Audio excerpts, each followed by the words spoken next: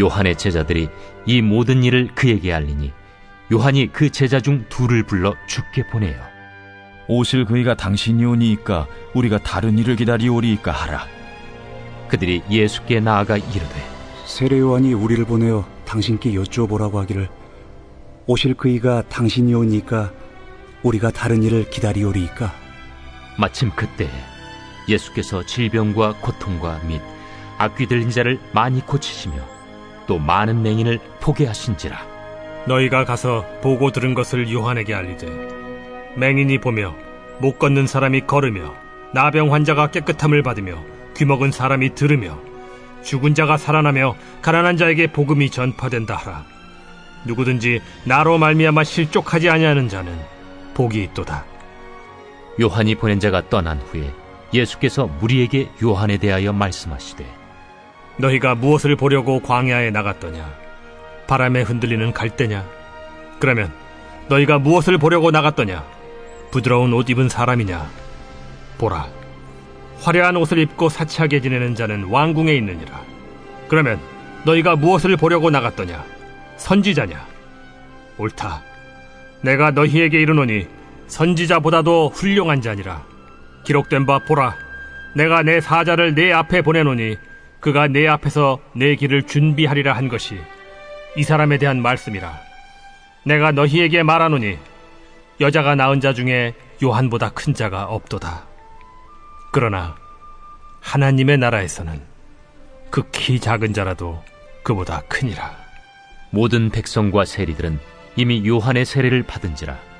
이 말씀을 듣고 하나님을 의롭다 하되 바리새인과 율법 교사들은 그의 세례를 받지 아니하므로 그들 자신을 위한 하나님의 뜻을 저버리니라. 이 세대의 사람을 무엇으로 비유할까? 무엇과 같은가? 비유하건대 아이들이 장터에 앉아 서로 불러 이르되 우리가 너희를 향하여 피리를 불어도 너희가 춤추지 않고 우리가 곡하여도 너희가 울지 아니하였다 함과 같도다.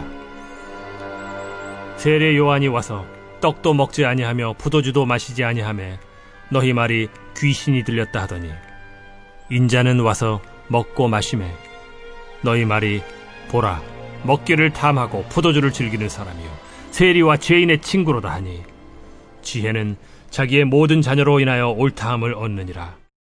예, 오늘 이 본문의 말씀은 이 세례 요한에 관한 말씀입니다. 이 세례 요한에 관한 이 말씀을 우리가 잘 이해해야 할 필요가 있습니다. 사실 많은 이단들이 이 본문을 오해해서 이상한 방식으로 해석을 하곤 하죠.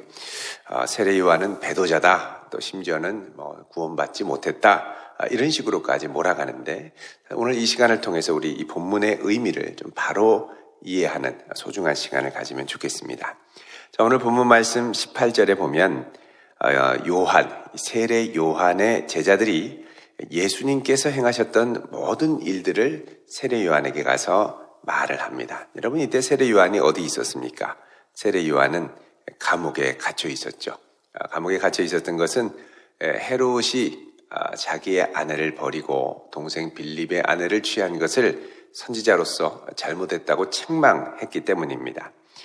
자, 요한이 감옥에 갇혀 있으면서 이 모든 이야기를 듣고 제자들 중에 둘을 불러서 예수님께 질문을 합니다. 질의를 하러 보냅니다. 뭐라고 그러냐면 오실 그이가 당신이 오니까 우리가 다른 일을 기다리오리까 그러죠. 여러분, 세례 요한이 이렇게 질문한 것은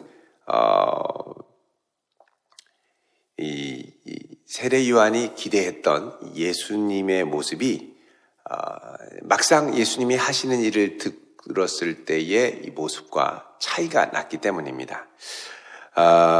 먼저 이제 세례 요한은 예수님에 관해서 이제 기대하고 이해할 때 세례 요한이 이제 했던 메시지를 보면 이해할 수 있죠. 여러분, 누가복음 3장 7절 이하를 보십시오.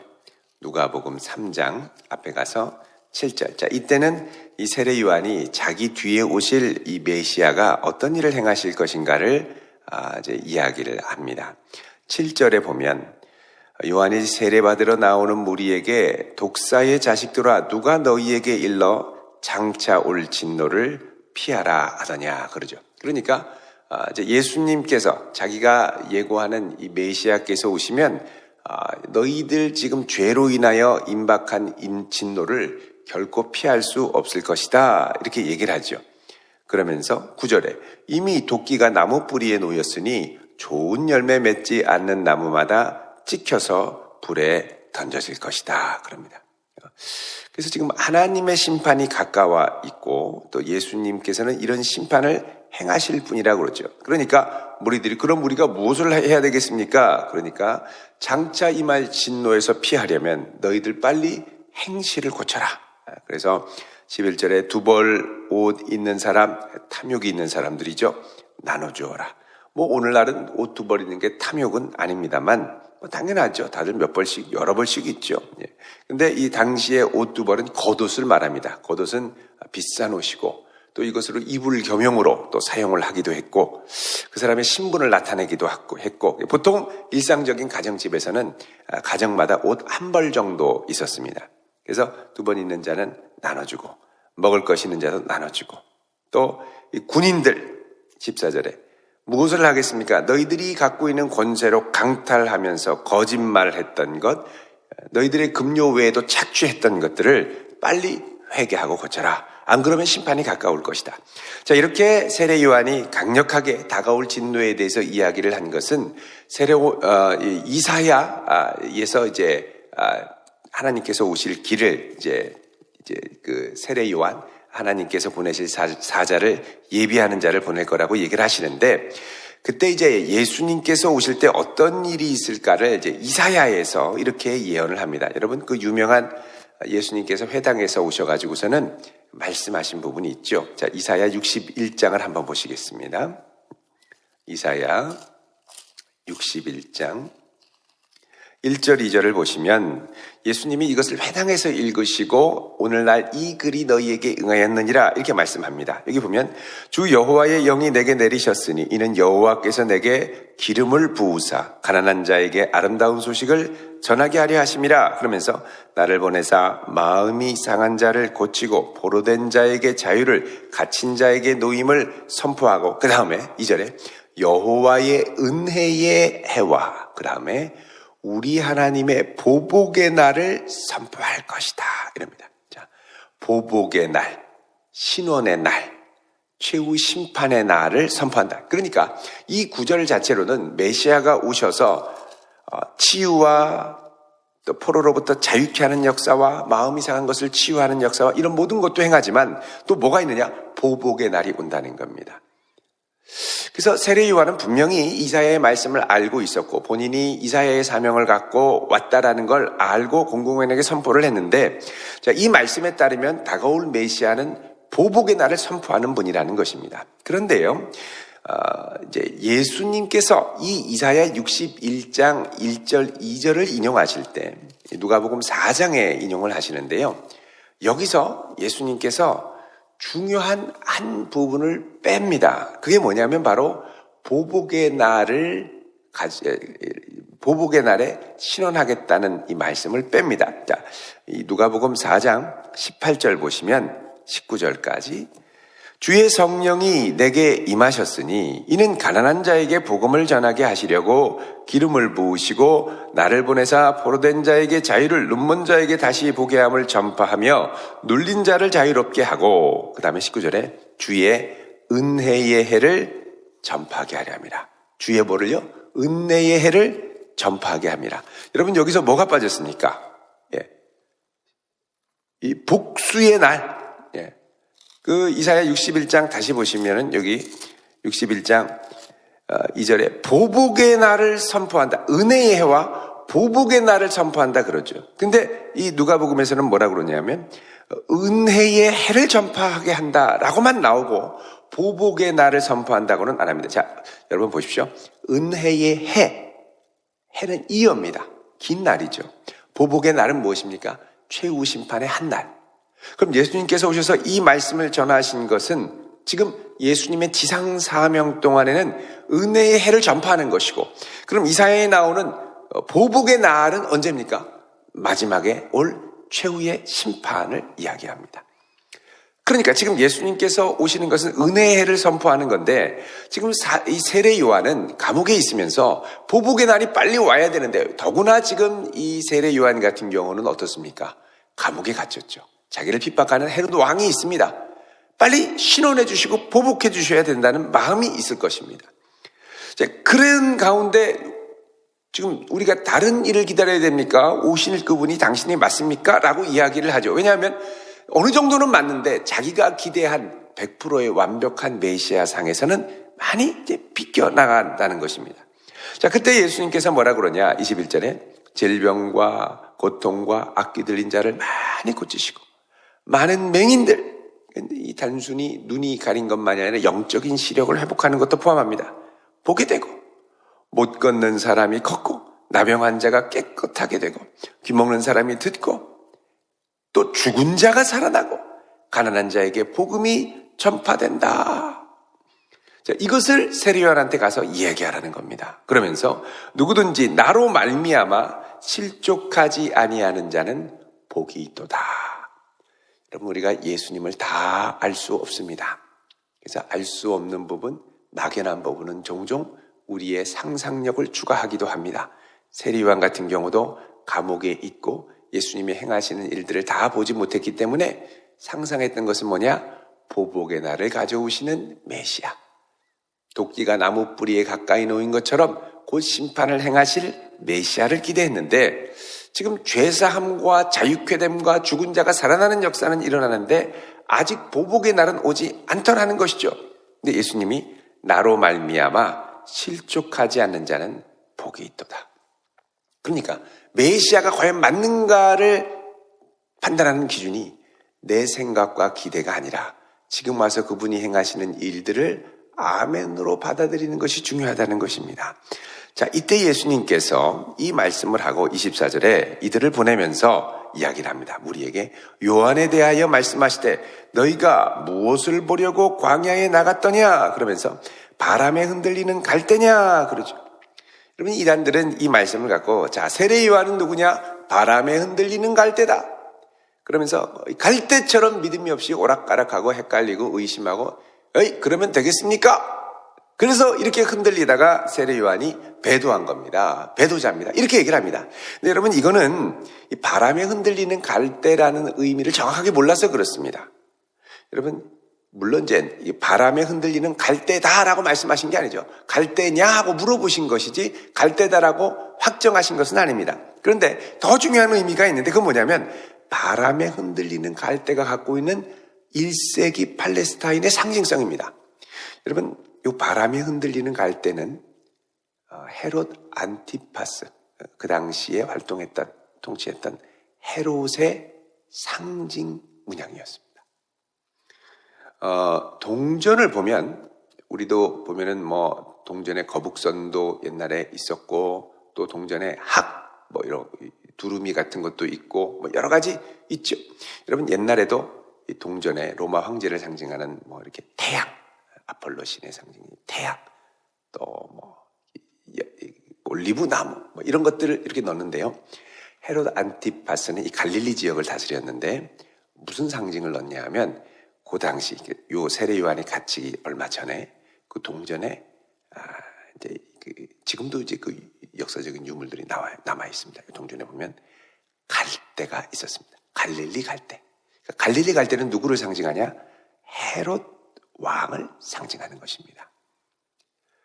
왜 그러면은 이 자기를 상징하는 동전에다가 갈대를 넣느냐? 이 갈대의 아름다움, 그리고 갈대가 많이 난다라는 건 이제 물이 많다라는 거고, 광야 지역에서 물이 많다라는 건 비옥함과 아주 풍성함을 의미합니다. 그래서 바람에 흔들리는 갈대는 비옥함과 풍성함, 이 지역을 다스리는 왕이 헤롯이라는 것이죠. 그래서 바람에 흔들리는 갈대는 헤롯 왕을 상징합니다. 그러니까 너희가 무엇을 보려고 광야에 갔더냐? 광야는 세례 요한이 활동하는 무대였는데 바람에 흔들리는 갈대냐? 이건 뭐냐? 너희들이 왕을 보러 갔느냐? 이런 바와 같습니다. 또 보라, 화려한 옷을 입고 사치하게 지내는 자는 왕궁에 있느니라. 자, 그래서 그러죠. 자, 그러면 너희가 무엇을 보러 갔느냐? 부드러운 옷 입은 사람이냐? 자, 너희들 왕을 보러 갔느냐? 그러면 무엇을 보러 갔느냐? 부드러운 옷 입은 사람. 그러니까 왕의 옷인데 좀 더 고급스러운 옷은 뭐 헤롯 왕도 있겠습니다만 또 로마 제국의 통치자들도 부드러운 옷을 입고 있죠. 화려한 옷을 입고 사치하게 지내는 자는 왕궁에 있느니라. 다 왕을 보러 갔느냐 하는, 그러니까 이거는 뭐냐면 메시아를 선포하는 사람이 누구이기를 바라느냐, 왕이기를 바라느냐, 아니면 그가 선포한 자도 왕이기를 바라느냐, 이런 말이죠. 그러면 너희가 무엇을 보러 갔느냐? 선지자냐? 옳다. 그러나 너희에게 이르노니 선지자보다 훌륭한 자니라. 왜요? 말라기 3장 1절에 따르면 마지막 때에 하나님이 보내실 종 메시아를 앞서서 길을 그 예비할 사람이 바로 이 세례 요한이기 때문입니다. 그러니까 지금 예수님은 뭘 얘기하시는 거냐면 지금 예수님은 왕도 아니고 선지자도 아니고 세례 요한도 왕을 선포하러 간 것도 아니고 또 선지자를 선포하러 간 것도 아니고, 그러니까 정확하게 이해를 해야 될 필요가 있다는 걸 아주 고도의 성경적인 배경과 지식을 갖고 말씀을 하는 겁니다. 그러면서 기록된 바 이사야 말씀이죠. 내가 내 사자를 내 앞에 보내노니 그가 내 앞에서 내 길을 준비할 것이다, 이렇게 얘기를 합니다. 자, 이게 바로 이 말라기 3장 1절의 예언이죠. 말라기 3장 1절에 내 사자를 보낸다. 그러니까는 이 하나님의 사자인 메시아를 준비하는 사람으로 보내셨다는 겁니다. 자, 그러면서 너희들의 기대와 다른 선지자, 그리고 너희들의 기대와는 다르게 오신 메시아를 붙들어야 된다라고 말씀하는 겁니다. 그러면서 여자가 낳은 자 중에 요한보다 큰 자가 없도다. 자, 요한은 구약 중에 가장 큰 인물입니다. 가장 큰 선지자. 왜요? 메시아의 길을 예비하는 가장 중요한 구약 예언의 아주 클라이막스를 이루는 메시아의 이제 오심을 예언하는 마지막 선지자이기 때문에 가장 크다는 거죠. 그러나 하나님 나라에서는 극히 작은 자라도 그보다 크니라. 언약 안에 들어와 있는 가장 연약한 자들이라 하더라도 세례 요한보다 크다. 새 언약의 혜택을 받은 하나님의 백성이 갖고 있는 특권에 대해서 이야기를 합니다. 더 나아가서 이 헤롯과 같이 큰 왕이라 하더라도 하나님 나라에서는 지극히 작은 자라도 크다. 여기서 그보다 크다라는 건 헤롯보다 크다라는 의미로도 해석이 됩니다. 그러니까 하나님 나라에서 극히 작아 보이는 자라도 크다, 이렇게 이해를 할 수가 있죠. 자, 이렇게 말씀을 하시니 모든 백성과 세리들은 이미 요한의 세례를 받은지라 이 말씀을 듣고 하나님을 의롭다 하되 바리새인과 율법교사들은 세례를 받지 아니하므로 그들 자신을 위한 하나님의 뜻을 저버리니라.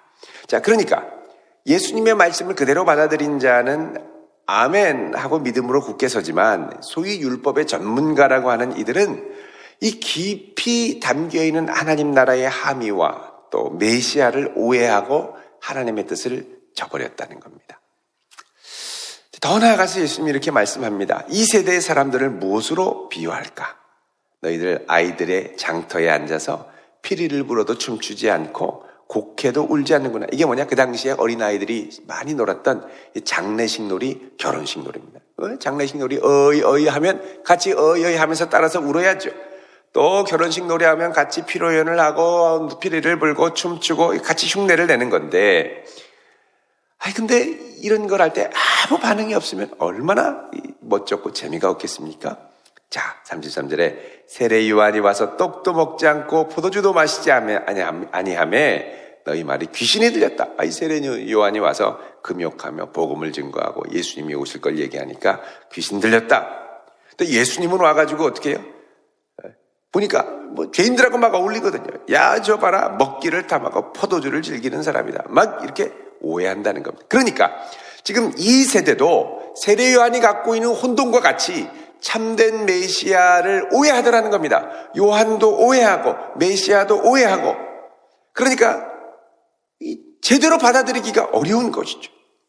그래서 세리와 죄인의 친구로다 하니 35절에 지혜는 자기의 모든 자녀로 인하여 옳다함을 얻느니라. 자, 지혜, 참된 지혜. 예수님이 만약에 참된 지혜자로 오시고 참된 선지자라면 모든 자녀는 열매를 말합니다. 열매로 옳다, 정당성을 입증받느니라 그럽니다. 결국은 열매를 끝까지 주의해서 보라는 것이죠. 자, 여러분, 이런 거 보면 이 하나님 나라와 그 나라를 이루어 가시는 예수님에 대한 오해, 또 내가 갖고 있는 편견, 이게 내 기대와 다를 때 여러분 실족하지 않기를 바랍니다. 무슨 교회가 이래? 무슨 목사님이 저래? 무슨 집사님이 저래? 때로는 실족하게 할 때가 우리가 믿음 생활하다 보면 있습니다. 또 기도하다가 주님이 내 뜻대로 응답을 주시지 않으면 아이 무슨 주님이 이래? 스스로 실족할 수 있는 것이죠. 여러분, 이 실족의 배후에는 그래도 내가 믿는다고 믿어왔는데 하나님이라면 이렇게 하셔야 되는 거 아니야? 라고 하는 나름대로의 의견들이 꼭 들어 있습니다. 여러분, 이럴 때 겸손하게 그분의 역사하심을 신뢰하며 나아갈 수 있는 성도 될 수 있기를 바랍니다. 때로는 마음이 어렵고 실족하게 된다 하더라도 이 하나님께서 역사하시는 것이 있을 거야. 사람은 연약한 존재야. 하나님이 은혜를 주셔야 가능한 거야. 나와 같은 죄인을 살리신 주님의 은혜가 감사해. 이런 감사와 확신으로 여러분 기쁘게 나아갈 수 있기를 주님의 이름으로 축원드립니다. 기도드리겠습니다. 거룩하신 아버지 하나님, 저희들의 연약함을 주 앞에 고백합니다. 우리가 주님을 더욱더 깊이 알아가기를 원합니다. 오해도 많고 실족도 많고 시험도 자주 빠져드는 저희들을 긍휼히 여기사 오직 주의 진리로 우리를 붙드시고 바른 믿음으로 주 앞에 설 수 있는 하나님의 자녀들이 되게 하옵소서. 예수님의 이름으로 기도드리옵나이다. 아멘. 하늘에 계신 우리 아버지, 아버지의 이름을 거룩하게 하시며 아버지의 나라가 오게 하시며 아버지의 뜻이 하늘에서와 같이 땅에서도 이루어지게 하소서. 오늘 우리에게 일용할 양식을 주시고 우리가 우리에게 잘못한 사람을 용서하여 준 것 같이 우리 죄를 용서하여 주시고 우리를 시험에 빠지지 않게 하시고 악에서 구하소서. 나라와 권능과 영광이 영원히 아버지의 것입니다. 아멘.